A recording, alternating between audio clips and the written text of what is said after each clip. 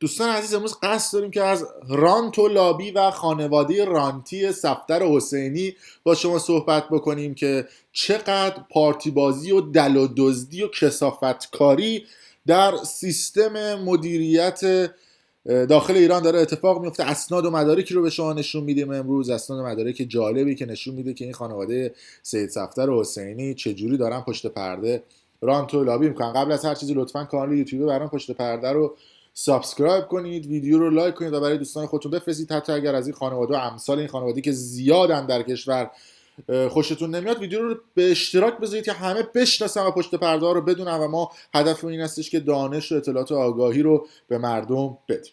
خب آغاز میکنیم، یکی یکی شروع میکنیم این خانواده رو معرفی کردن و رانت و لابی هاشون رو با اسناد و مدارک.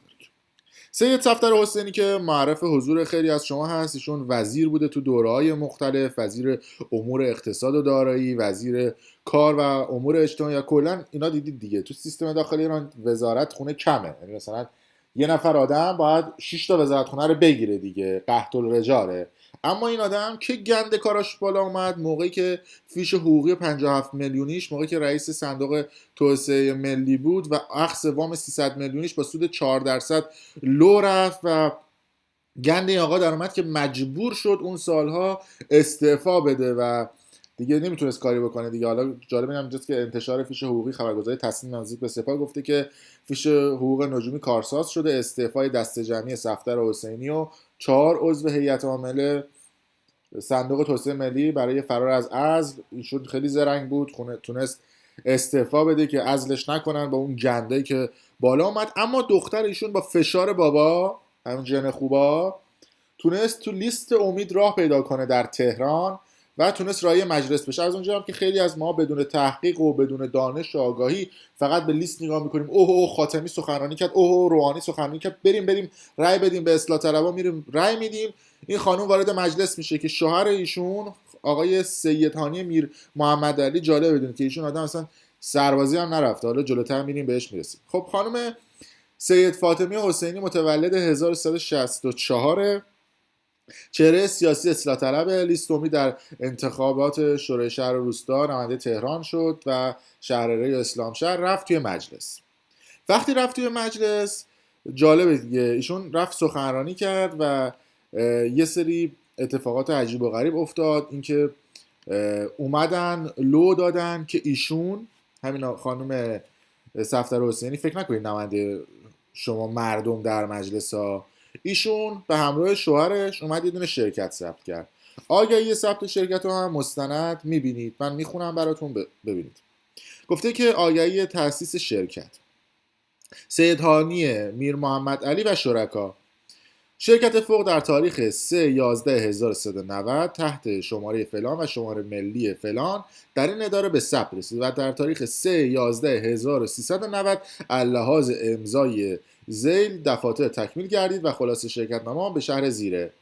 موضوع شرکت خرید و فروش نقدی ارز و مسکوکات طلا نقره در محل صرافی. یعنی بله دیگه، خیلی شیک و مجلسی. سال 90 ایشون اومده صرافی زده، باباش هم اون موقع سمت داشته. و جالبه که نوشته اولین مدیران شرکت خانم سید فاطمه حسینی به شماره ملی 230/75/9616 به سمت رئیس هیئت مدیره و آقای سید هانی میر محمد علی که شوهر ایشون هستش رئیس هیئت مدیره و سایر افرادی که در این شرکت هستن. خب ایشون تو سال 90 رفته یه شرکت ثبت کرده، 16/11/1390 هم ثبت شرکت رو انجام داده، درست در همون موقعی که بحبوحه ارز و طلا و سکه در کشور وجود داشت و داشت نوسانات ارزی صورت میگرفت در انتهای دولت، در یک سال مونده به دولت احمدی نژاد. اما بعد از اون اومد چیکار کرد؟ اومد توی سال 94 یه تغییراتی تو شرکتش داد. این آقای سید هانی میر محمد علی و شرکاشون،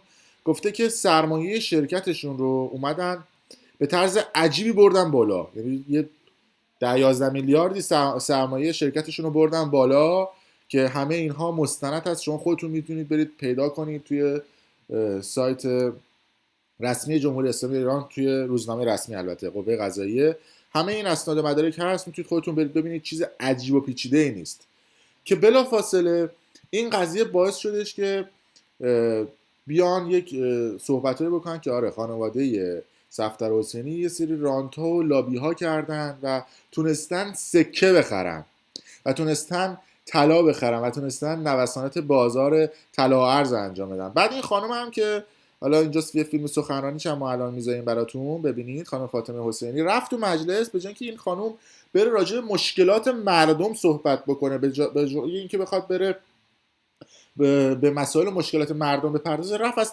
تریبون مجلس استفاده کرد از خودش و خانواده‌اش دفاع کردن و ماسمالی کردن موضوع.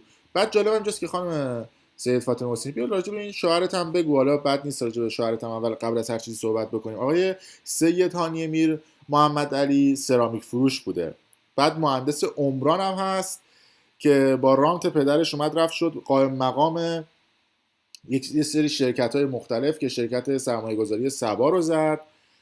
بعد نوشته که تا پیش از این هم سرباز فراری بوده. جالب اینجاست که دانشنامه خودش هم تونسته بود عکس بکنه، لیسانس بگیره، اما سربازی نرفته. این خانم صفدر حسینی لطف کنه بیاد بگه که تاریخ سربازی یا معافیت از سربازی یا هر چیز دیگه شوهرش کیه. الان ما سوال داریم میپرسیم، چیز پیچیده‌ای هم نیست. سوال از نماینده مجلسی که ایشونی که متولد 1359 و عضویت چندین تا شرکت رو داشته، مثل شرکت پترو دژپارس و معاونت فنی عمرانی شرکت کیسون و مدیر عامل شرکت تضامنی و اعتباری تهران، حالا چند تا شرکت دیگه هم که هستن. بیاد بگی که ایشون که کجا و چه ساعت و تاریخی اومده معافیت سربازیش گرفته. و جالبه بتونید که این صرافی هم که بهش کمک شوهرش زده، ایشونی که نماینده مردم در مجلسه، مجوز نداشته. دوستان ببینید خبرگزاری تسنیم نوشته، من و شما هم ننوشتیم، وابسته به سپاه پاسداران گفته که بانک مرکزی دولت روحانی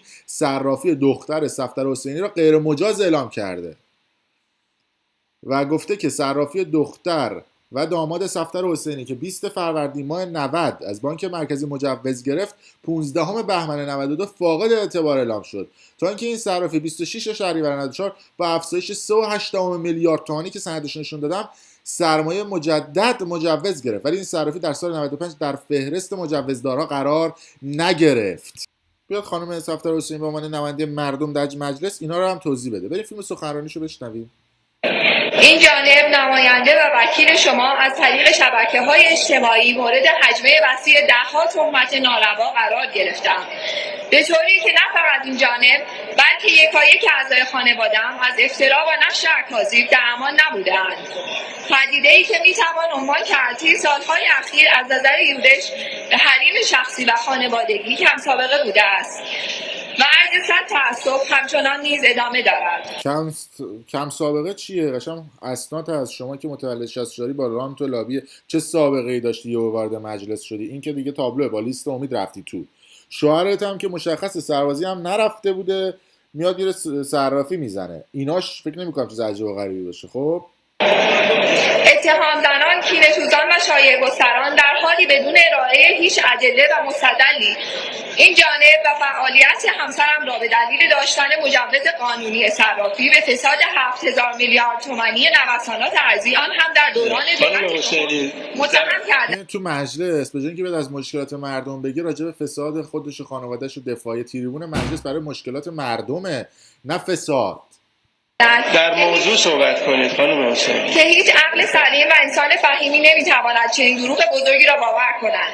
به تعبیری شایعه سازان که شمالی از آنها از میان معاندان نظام مقدس جمهوری اسلامی هستند. ببینید به محض اینکه از یه نماینده مجلس، یک آقازاده، یک جن، یک فاضل آبزاده توی سیستم داخل ایران صحبت میشه معاند نظام، میشه نمیدونم فلان، میشه کسی که داره اسلام رو به خطر میندازه. خب هوشیاری دستگاه‌های اطلاعاتی کشور در خصوص مقابله با فساد سازماندهی شده را نادیده گرفتند. در برای آیا تا این اندازه شأن، اقتدار و منزلت دستگاه‌های امنیتی کشور تقلیل داده شده که خودسران و دلواپسان به دلیل اغراض سیاسی وقوع یک بحران مقصدانگیز در سال 91 را به یک واحد صرافی که کمتر از یک سال فعال. ببین میگه که مثلا دستگاه اطلاعاتی امنیتی اینقدر ضعیفن که مثلا نتونن ما رو کنترل بکنن. بله دستگاه اطلاعاتی امنیتی اونقدر ضعیفن که گند اون فیش حقوقی پدر شما که 57 میلیون تومان اون موقع وام میگرفتن نتونستن کنترل بکنن دیگه. اگه میتونستن پدرتو جمع میکردن. خب داشته و حتی یک این مطالب شما باید مرکزی را خانم حسینی یه لحظه تحمل کنید. این مطالب شما باید در نطق میان دستورتون بگید. الان باید در ارتباط با وزارت ارتباطات و مخابرات و یه تایم گرفته تو مجلس، خب گفته بذارید من برم راجع به مردم صحبت کنم، برای مردم مشکلاتو بگم، بعد رفته از خودش دفاع کرد. اینا هم نماینده مجلس هستن دیگه. اینها باید صحبت بله کنید، در موضوع صحبت کنید.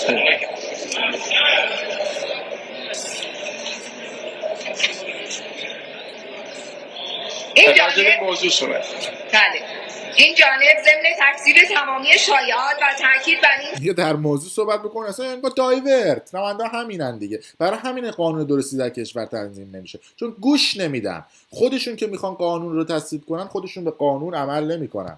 که این جانب طی 2 هفته اخیر هیچ اظهار نظری نداشتم.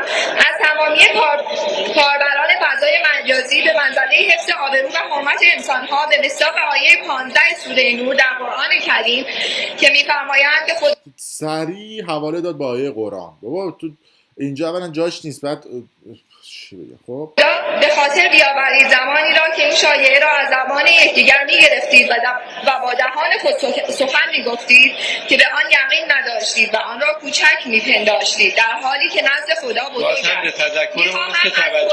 است. نگاه کنید داستان اینجا هستش، کسی که میره در مجلس قسم میخوره که به امور مردم بپردازه، میره راجع به خودش و رانتای خودشون میخواد ماسمالی بکنه. خب اشتراک گذاری و بازچرخانی مجبور بلنگو رو قطع کنیم.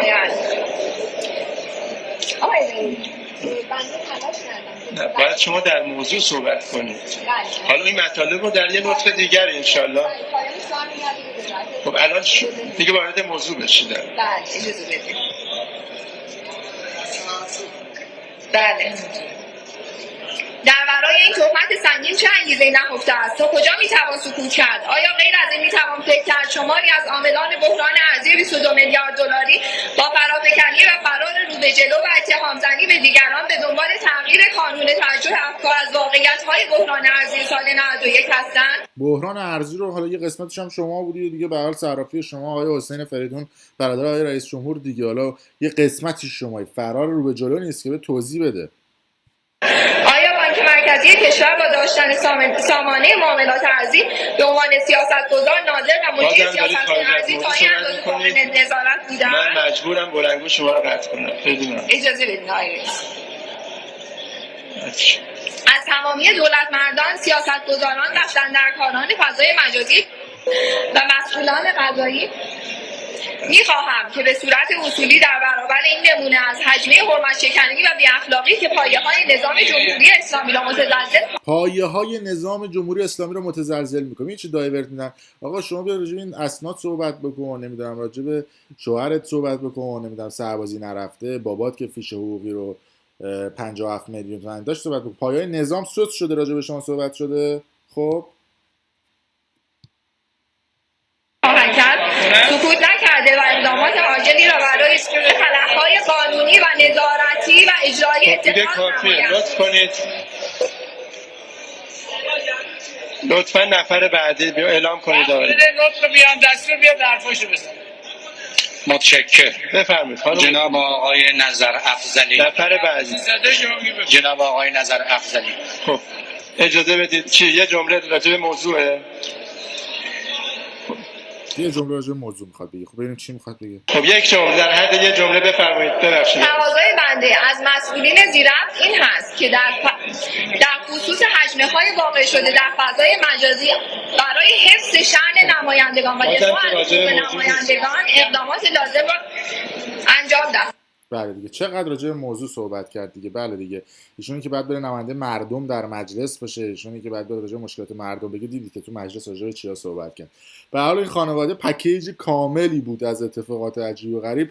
از امثال اینها ما در برنامه پشت پرده رو می‌کنیم. حالا بماند از این که گفتن این دامادشون نمیدونم کسی بوده، گفتن 38000 تا سکه خریده و فروخته و همون آدم 31 ساله که گفتن جوانی 31 ساله 38000 تا سکه خریده. حالا صحبتایی شده که خود این داماد این خانواده بوده، بعد حالا تکذیب شده. حالا هنوز هم قطعی این قضیه مطرح نشده، در حد گمان زنی هستش. ما گفتیم که در حد گمان زنی مطرح کنیم. مرسی که تا این لحظه با ما بودید. لطفاً ویدیو رو لایک کنید و به اشتراک بذارید.